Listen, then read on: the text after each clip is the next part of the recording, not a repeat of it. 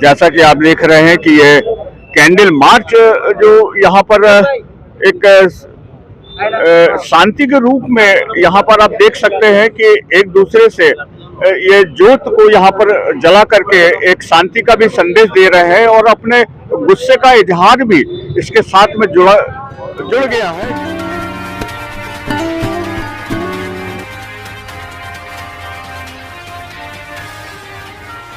और मैं इस समय अवस्थी चौक में खड़ा हुआ हूँ, जहाँ पर राम झूला पर जो हिट और रन अनियंत्रित मर्सिडीज कार की टक्कर से दो नौजवानों की मौत हो गई थी और उसी के प्रोटेस्ट में यहाँ पर अवस्थी चौक में एक ऐसा जस्टिस के लिए यहाँ पर लोग इकट्ठा हुए हैं। और ये बात हकीकत है कि जब इनजस्टिस होता है तो तभी यहाँ पर इस बात को सिद्ध करने के लिए और प्रशासन तक पहुँचाने के लिए यहाँ पर लोग जमा हुए हैं कि उनके साथ गलत हुआ है।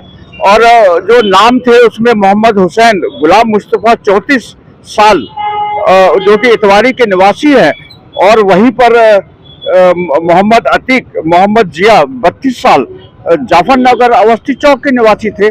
और जो रात को समय में अपने हॉस्पिटल से वापस हो रहे थे और उसके बाद में जो आज की जो नई जनरेशन बोलिए या फिर ऐसे गलत माहौल में ड्रिंक एंड ड्राइव का जो एक नमूना यहाँ पर हमें देखने को मिला है, और जिसकी वजह से ड्रिंक और ड्राइव के चलते में यहाँ पर जो एक शर्मनाक टाइप की घटना घटी है, और उसमें कहीं ना कहीं पुलिस प्रशासन भी के न्याय के लिए जो मतलब प्रोटेस्ट किया जा रहा है। यही कारण है कि आज यहाँ लोग जमा हुए हैं और जो मोहम्मद हुसैन और आतिक के परिवार को न्याय दो, ये इस मुहिम के लिए यहाँ पर सब लोग इकट्ठा हुए हैं। कहीं से और पुलिस विभाग से ये पूरी अपेक्षा है कि वो हमें न्याय देंगे, और इस न्याय का जो संघर्ष है, जब तक कि न्याय नहीं मिलता हमारा संघर्ष जारी रहेगा।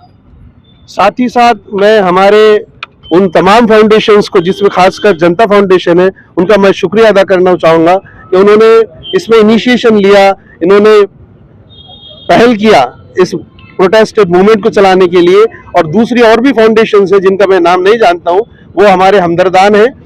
लेकिन जो दूसरे लोग कहीं जगह पर प्रोटेस्ट कर रहे हैं, मेरी उनसे दरख्वास्त है कि हम पुरअमन तरीके से प्रोटेस्ट करें और किसी भी नारी के पोस्टर को हम चप्पल न मारें, क्योंकि कुरान हमें नारी की ताजीम, उसका आदर करना सिखाता है। ये अलग बात है अगर नारी अगर अनारी हो जाए तो उसको सजा देने का भी हमें अधिकार है, और इंसाफ दिलाने की हमें संघर्ष की बात करता है कुरान। तो ये हमें इस बात का ख्याल रखें।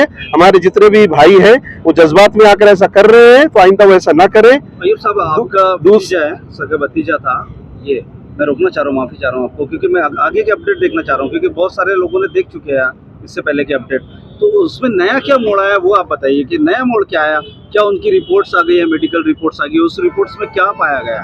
रिपोर्ट्स तो उनकी आ गई है, रिपोर्ट्स में अल्कोहल पाया गया है, और हमें सीपी के जरिए ये आश्वासन मिला है कि उन पर हम धारा बढ़ाएंगे, उनकी बेल कैंसिलेशन के लिए भी हम मूव करेंगे। इतना हमें कहा गया। अब हम इंतजार कर रहे हैं कि कब वो चार्जशीट बनाते हैं, कब हमें देते हैं। क्या आप संतुष्ट हैं? जी, अभी तक तो हम उनकी इस कार्रवाई से हम संतुष्ट हैं। हाँ, अभी तक तो हम संतुष्ट हैं, क्योंकि जो हमको सीपी ने विश्वास दिलाया है उससे हम संतुष्ट हैं। और हम एक भारत के जिम्मेदार नागरिक होने के नाते हमें प्रशासन, पुलिस विभाग पर पूरा भरोसा करना चाहिए। किस तरह की कार्रवाई आप करना चाहते हैं? करना चाहिए, आप मैसेज देना चाहते हैं? नहीं, हम भरोसा करना चाहिए। हमें हर नागरिक को हमारा संदेश है कि जो जिनको हमने चुन कर दिया है उन पर हमें भरोसा करना चाहिए, और उनसे हमें अपेक्षा भी करना चाहिए। लेकिन सर, ये जो कैंडल मार्च निकला है, इसका क्या पर्पस है? क्योंकि कहीं ना कहीं अन्याय आपको दिख रहा है। जी, वही है ना, इस अन्याय का ये संघर्ष है, और जब तक के न्याय नहीं मिलेगा हमारा संघर्ष जारी रहेगा। किस तरह की आप कार्रवाई चाहते हैं, किस तरह का इंसाफ आप? हम ये चाहते हैं कि जो अपराधी हैं उनको सजा मिले, और ये जो दो परिवार हैं इनके लिए भी ऐसा कुछ होना चाहिए, ताकि दोनों भी ब्रेड अर्नर थे, अपनी फैमिली के करता धरता थे, वो चले गए। दोनों के परिवार में दोनों की माताएं बीमार रहती हैं, उसके लिए उनकी कुछ न कुछ सुविधा की जाए।